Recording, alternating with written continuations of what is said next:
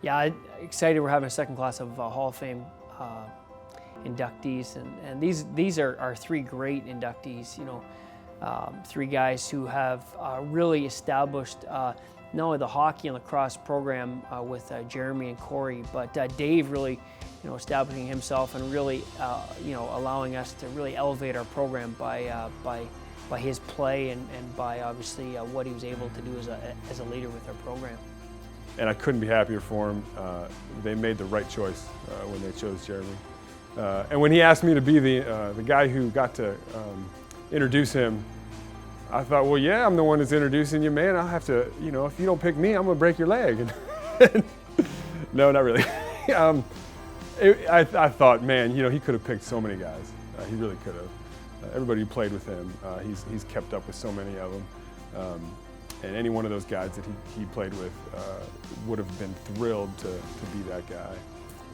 And so it's an absolute honor to be able to introduce him and to point to him and to talk a little bit about his influence on my life and what he did for the program here. So it's very humbling and excited, and I'm very excited to do it. The lacrosse program here at Liberty when I was here was in a transitional state. The program itself was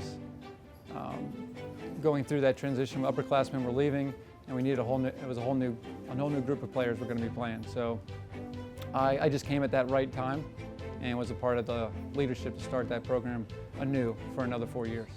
Yeah, when I got here, I had heard there was a lacrosse team, but I didn't know a whole lot about it, and there wasn't well advertised or anything. It was obviously club, and when I showed up, I basically just looked for guys with sticks that were wandering around, and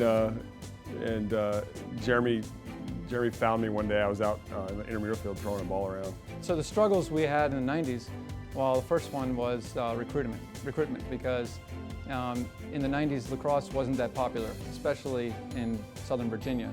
So the teams we had, the makeup of our team was made up of a lot of players that learned how to play when they were here. So we found athletic guys and taught them how to play the game, and then put them on the team. You wouldn't know that it was student run at first, which Jeremy was running the whole thing, and you wouldn't have known that at first.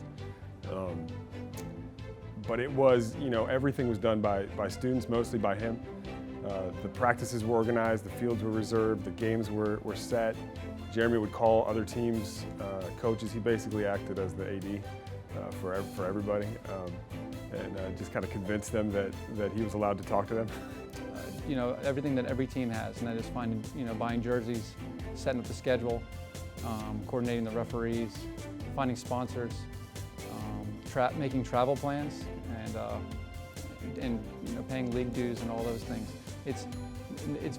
But that was all run by student athletes. So very different. There was no structure to help. There was no support system to help the students. So students who were going to class at the same time would organize all of that and manage bank accounts and programs that they were doing outside for extracurricular activities. But it was run well, and we had a blast. We had so much fun doing it.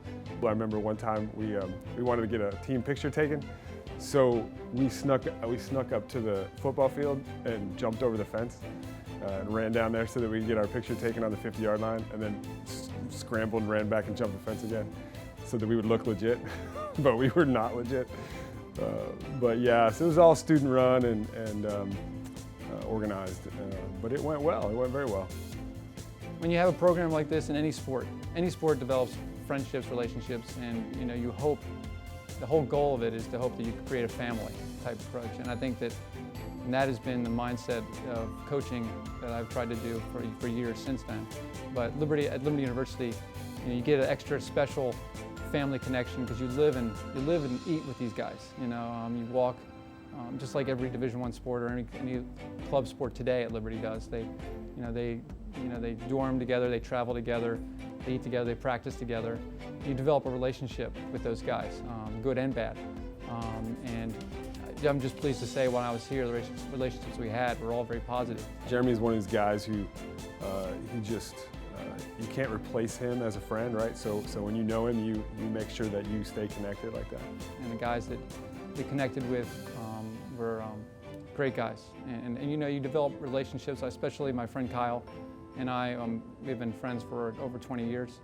And so that started here on campus. And I think that's a testament to a lot of friends I have now from Liberty. And when he told me he was selected into the Club Sports Hall of Fame, I thought that was the best decision they could make, you know, and for him to be the first lacrosse player is just so fitting. You know, you hear him saying, oh, you know, just to be considered one of the guys is a big deal.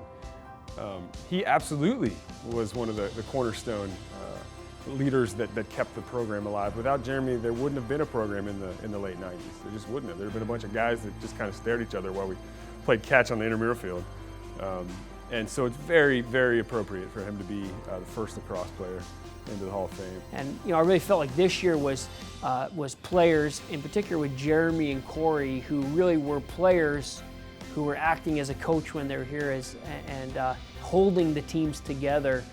Well, Jeremy, he was again, he was here when he played lacrosse. Obviously, things were nowhere near what they're like today. And again, you're trying to be everything, whether it's a scheduler, whether it's the jersey collector, whether it's the fundraiser. You're doing it all, trying to find referees, trying to find scorekeepers, and you know, for someone like Jeremy to be able to see where the lacrosse program's at now is an unbelievable feeling of excitement to know that he was a part of holding the program together when he was here as a student and really allowing the program to grow into what it is today. Being inducted in the Hall of Fame as the first lacrosse player is very humbling, because I know, being with the alumni and managing the alumni program now in conjunction with Coach McQuillan, I know the guys that came before me, and there's some stellar athletes and stellar guys that are doing some amazing things. And so I take this with a very humble approach, because I know that there's a lot of great guys out there who are playing, and have played before me. It is an amazing opportunity, and I'm elated to be the first lacrosse player to be in the Hall of Fame. I was here last year at the Hall of Fame banquet and got to see that, and I was just honored to be a guest at that.